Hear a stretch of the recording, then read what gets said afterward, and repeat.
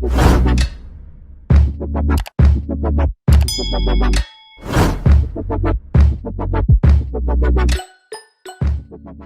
up sa inyo mga kaji? Another day at another vlog tayo. For today's episode, medyo matagal-tagal tayong hindi nakapag-vlog dahil nga busy sa trabaho. Pero ngayon nagkaroon tayo ng time mag-travel ulit, pero dito pa rin tayo sa loob ng Hungary.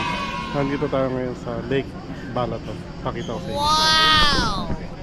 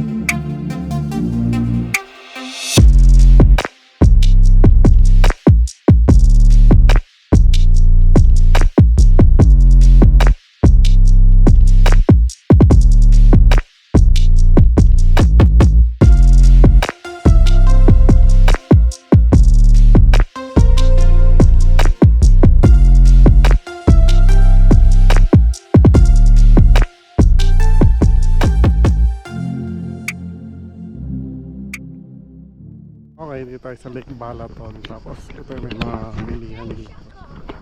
Ayan. Mga souvenir item. 500 Tini Balaton. Okay, tapos na tayo dito sa may coffee house. Tapos ngayon ay na tayo sa sasakyan. Hanap tayo ng pag-swimmingan natin dito. Let's go!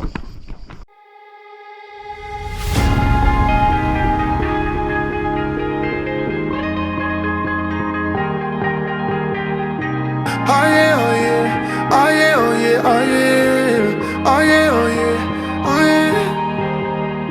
Hey there, what you drinking? 2 shots, let's pour it out. I know what you're thinking, but tomorrow won't come for us.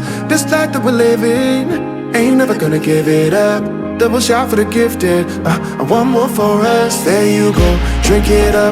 All this love in a cup. Yeah, we go slow, we go fast. Yeah, we can't get enough. We stay all day, all night, living in paradise. Remember, you don't get it twice. The time of your life.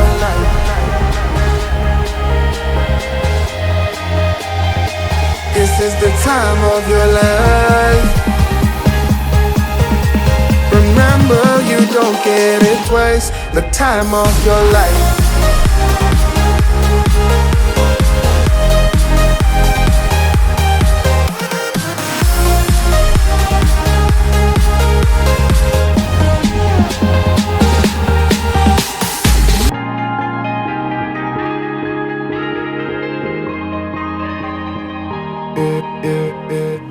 Don't look at the past. No, we're not going there. Okay mga kagina, dito pa rin tayo sa may Balaton. Ngayon lumipat na tayo ng ibang location para naman makapag-swimming. Tingnan natin yung mga swimming area nila dito. Ayan. May entrance.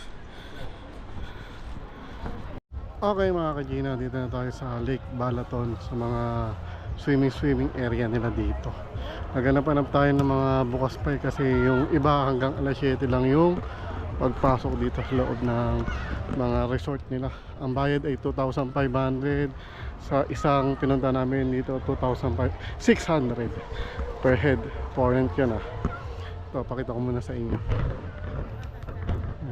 Yan yung mga maabutan natin dito.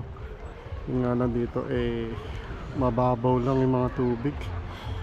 Sa ibang area siguro eh malalalim yung ano nila rito.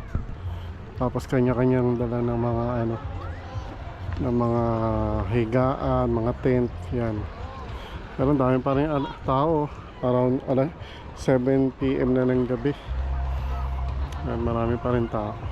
Mga nagsuswimming. Bumiyahe pa sa iba-ibang lugar dito yan sa Hungary. Tapos hindi na ako makakapandigo kasi 7 na ng gabi. Late na rin kami nagpunta rito kasi may mga pinuntahan pa na kaming may pinuntahan pa kaming ibang lugar eh. Kaya enjoy na lang natin yung mga view rito.